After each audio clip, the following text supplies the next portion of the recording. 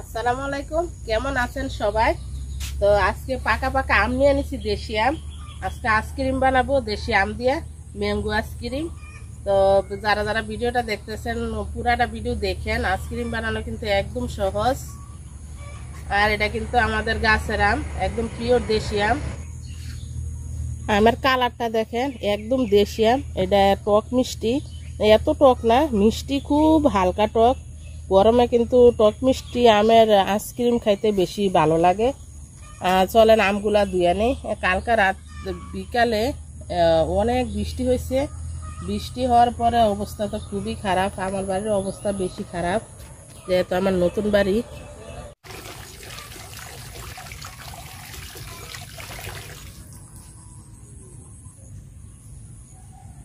আমরা খুব সুন্দর করে ধুয়ে নিছি।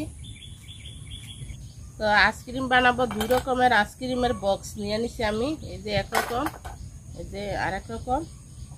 আর কালকে যে বৃষ্টি হয়েছে দেখেন, এগুলাতে কিন্তু একদম শুকনা ছিল ক্ষেতগুলা, জমিনগুলা। এখন একদম পানি ভরপুর হয়ে গেছে।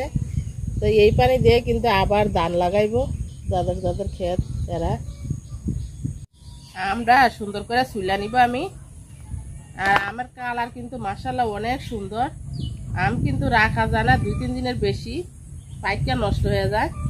আর ওই আমার গাছের আম দেখেন, ওই যে এখনো কাঁচা আছে, সুন্দর মতো বসে রয়েছে গাছে। এগুলো আমাদের গাছেরই। আমের কালারটা দেখেন, মাশাআল্লাহ কত যে সুন্দর দেখা যায় দেখেন।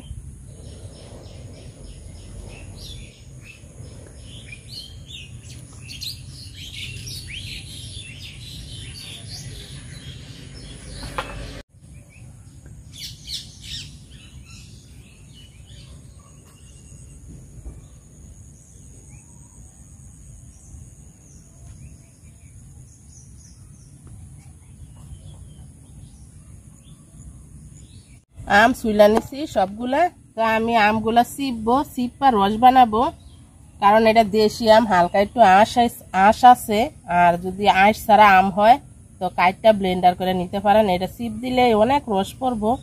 দেশি আম, এটা অনেক রসালো আম।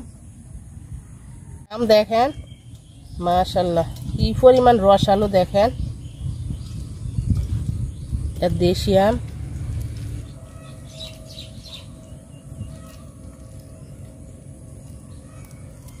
কে কে আম দিয়ে মুড়ি দিয়ে পছন্দ করেন? আমার তো আম দিয়ে মুড়ি দিয়ে খাইতে খুবই ভালো লাগে।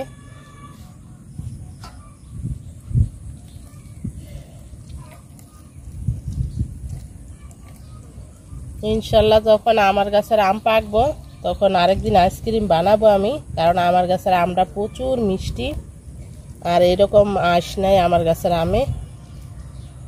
আমটা আমি সুন্দর করে ছাইকা নিব।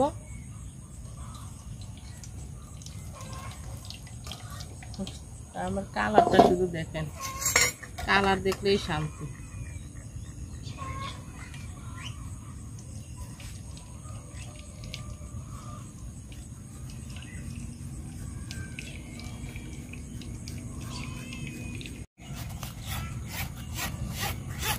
আমি পানি দিব না, একটু শুধু একটু চিনি দিব আর আম দিব, আর কিচ্ছু দিব না। তো আমটা আমি ছাইকা নিচ্ছি, দেখেন কত সুন্দর দেখা যায়। একটু চিনি দিয়ে দিব। যারা চিনি না খান তারা এমনিতেও বানাইতে পারেন চিনি ছাড়াও, কারণ আমটা মিষ্টি আছে।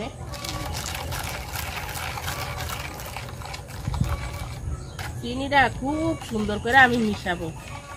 এটা যত মিশাবো আমি, যত ঘুটবো, তত এটা ফেনা ফেনা হইলে আইসক্রিমটা কিন্তু খাইতে মজা লাগবো। মুখে দিলে, কামড় দিলে ভাঙা দিব আইসক্রিমটা।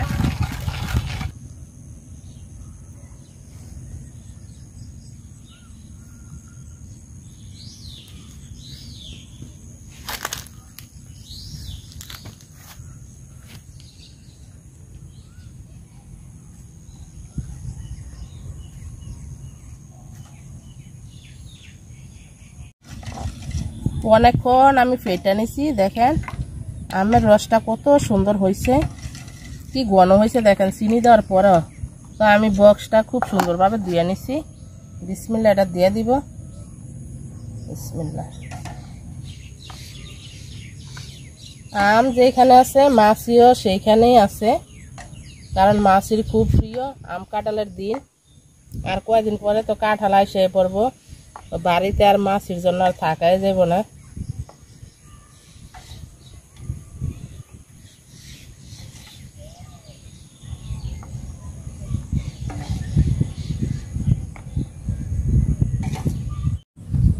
আমি যেই আম নিছিলাম ভাবছিলাম যে দুইটা বক্সে আম বইরা যাবো আমের রস, তো দুইটা থয় না, একটা থইছে। আমার ঘরে আলহামদুলিল্লাহ অনেক আম আছে, তো এটাতে আমি আবার দিব। তো এটা লাগাই নি আগে, এটা লাগাই ফ্রিজে নিয়ে রাখি। আর এই বক্সটা আমি আগে ধুয়ে নিছি সুন্দর করে, তারপর আমি এটা আবার বানাবো আইসক্রিম।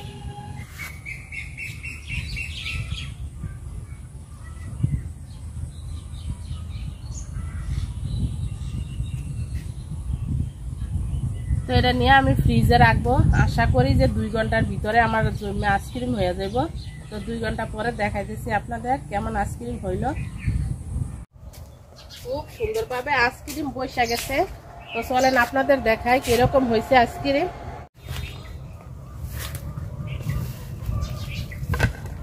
আগে দেখবো এভাবে খুলে কিনা, যদি না খুলে তো পানিতে রাখবো আমি, দেখি আগে এমনি খুলে কিনা। না, অনেক বসে গেছে, এমনিতে খুলে না, অনেক শক্ত হয়ে গেছে। পানিতে 2 মিনিট রাখবো, বেশি রাখবো না, বেশি রাখলে আবার গইলা যাবো। যেই গরম পড়ছে বলার মতো না। আমাদের গ্রামের দোকানগুলোতে ভালো আইসক্রিম পাওয়া যায় না, একটু শহরে ভালো ভালো আইসক্রিম পাওয়া যায়।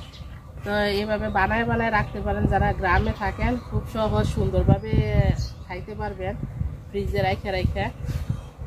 আর এটা দেখেন, এটা একদম খোলা যায়, দেখেন মাশাআল্লাহ কি যে সুন্দর হয়েছে। তো এখন তো চিন্তা করছি বাজার থেকে আর কিনা আইসক্রিম খাবো না, বাড়িতে যা কিছু আছে সব গুলাইয়া তারপরে ফ্রিজে দিয়ে রাখবো, আইসক্রিম খাবো। যে গরম পড়ছে আইসক্রিম খাওয়া ছাড়া আর উপায় নাই। খুবই মজা, সেই স্বাদ।